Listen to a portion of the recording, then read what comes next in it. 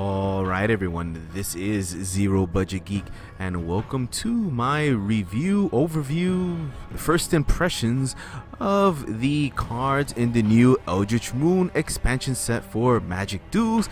In past episode we took a look at the white, blue and black cards. In this episode we're taking a look at the new red card. So without further ado, let's jump into it. And again, remember, I want to hear your opinions of these cards, so go ahead in the comment section and let me know what you think. Some of these cards I'm going to say that I probably don't like and I'm probably wrong, so correct me. And some of these cards I'm going to say I like them and I want you to point out why I should hate them. So let's get started here. We have Abandoned Reason, 1 black, 2 colorless. It's an instant. Up to 2 target creatures each get +1 and gain first strike until end of turn. You can cast this for madness. I can definitely see this in a vampire madness deck. 2 creatures, they'll get +1 first strike. Very good combat trick that you can do with that. So outside of a vampire madness deck, I don't know if it's all that good.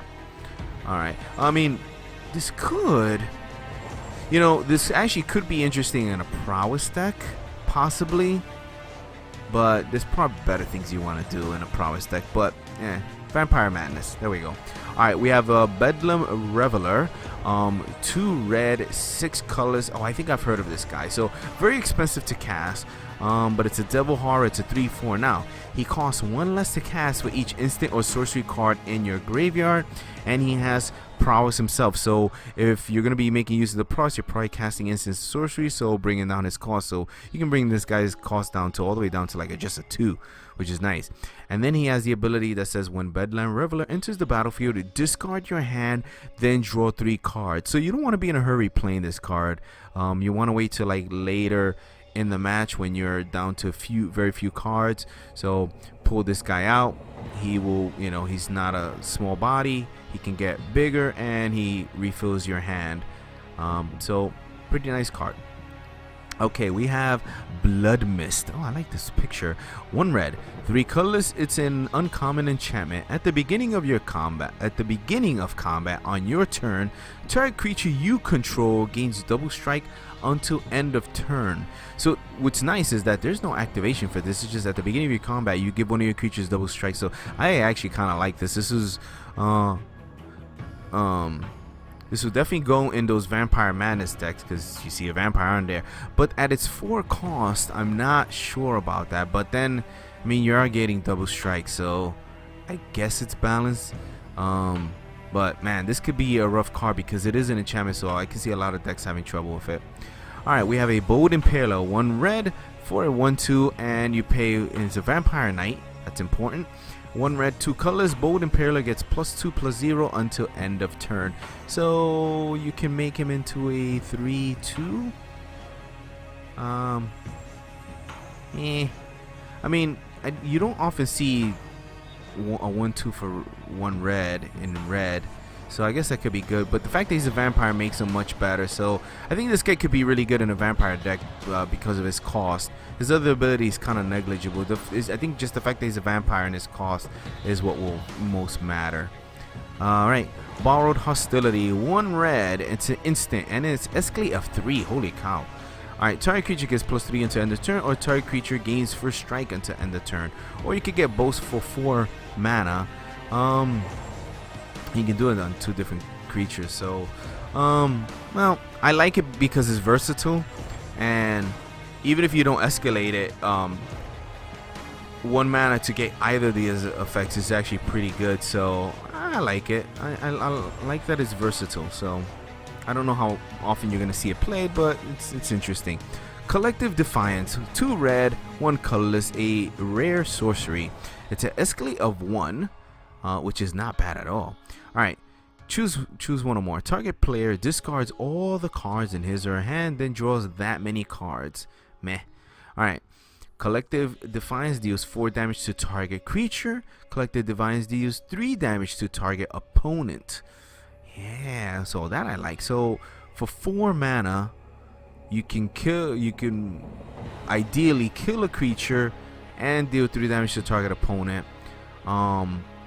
more often than not, you're probably going to use this for the 4 damage. So 4 damage for 3 mana. Yes, we will do that. No problem. And paying 1 more mana to do damage to the opponent is really good. The drawing cards and all that, it's okay. I guess the discarding actually could be good in a madness deck. So this could be really good in a madness deck. But even outside of it, I think this is pretty good, even at sorcery speed. Alright, moving on. Conduit of Storms. 1 red, 2 colorless, a werewolf horror. Hey, we haven't seen any werewolves. Whenever Conduit of Storms attacks, add red to your mana pool at the beginning of your next main phase this turn. And then for 2 red, 3 colors, transform Conduit of Storms. So he transforms when you say he transforms. You gotta pay it. So let's see. 2/3 for 3 mana, not bad at all. And he gives you some mana later in the turn. So helps you, pay for stuff. And what does he turn into? Conduit of Emrakul. Now Eldrazi Werewolf. This is getting weird, man, these things. Alright, whenever Conduit of Emrakul attacks, add 2 colors to your mana pool at the beginning of your next main phase this turn, and he becomes a 5/4. So a 5/4, not bad. Getting the 2 extra colors, really good. Pretty interesting creature. Pretty interesting. You'll probably see this for sure in werewolf decks. That's weird. That's a very weird creature, but I like it. I do like it. Alright, Distemper of the Blood. 1 red, 1 colorless. It's a common sorcery. Target creature gets +2/+2 and gains trample until end of turn, and it has madness of 1. So obviously in a madness deck, give a creature 2/2 and trample. Not bad at all. Yeah. So that's where you see it, madness decks. Alright. We have the Falcon Wrath Reaver. 1 red, 1 colorless, a 2/2 vampire. Well, it's not great, but the fact that it's a vampire could matter, but otherwise it's nothing to write home about. Alright, the Fury Blade Vampire. 1 red, 1 colorless, a vampire berserker. It's a 1/2 with trample. At the beginning of your combat, on your turn, you may discard a card. If you do, Fury Blade Vampire gets +3 +0 until end of turn, so he becomes a 4/2. Since you're discarding a card to do that, you're probably gonna discard a madness card to get some kind of effect. So yeah, not bad at 2 costs to get all that, and none of this costs you anything. I mean, you're gonna probably have to pay something on the madness, but it's pretty easy to activate this, so I think you'll see this guy in some aggressive madness decks. Alright, Galvanic Bombardment. 1 red, instant. Always like to see that. Galvanic Bombardment deals X damage to target creature, where X is 2 plus the number of cards named Galvanic Bombardment in your graveyard. Deals X damage to target where X is 2 plus the number. Wait a minute. I'm not reading this right. Alright, deals X damage to target creature. Alright, so what is X? Is 2 plus the number of cards. Okay, so when you play this, you're gonna do 2. This next time you play it, you're gonna do 3. The next time, then 4, and okay. So, not bad. It's a shock at its base ability. It becomes a lightning bolt after that and keeps growing. So, like that card, you're definitely gonna see that getting played. All right. Is it just a creature, by the way? Where's my cursor here? It's just a creature, but still good. Still very good. Alright, the Hanweir Garrison. 1 red, 2 colorless. It's a rare human soldier. It's a 2/3. Whenever Hanweir Garrison attacks, put 2 1/1 red human creature tokens into the battlefield, tapped and attacking, and they meld with the Hanweir battlement. So, not bad. It is a small body, so but it's you'll bring it fairly early in the game. So nice card by itself. What does it transform into when it melds? The Hanweir, the Writhing Township. Eldrazi Ooze. It becomes a 7/4 that has trample and haste. Whenever Hanweir, the Writhing Township attacks, put 2/3/2 colors of Eldrazi horror creature tokens onto the battlefield, tapped and attacking. Man, I think I really want to see a deck built around like all these melding things that come together, because I don't know if there's any synergy between them, but it could be fun. Alright, Impetuous Devils. I think I've seen these guys. 2 red, 2 colors. Rare Devils. They're 6/1 trample and haste.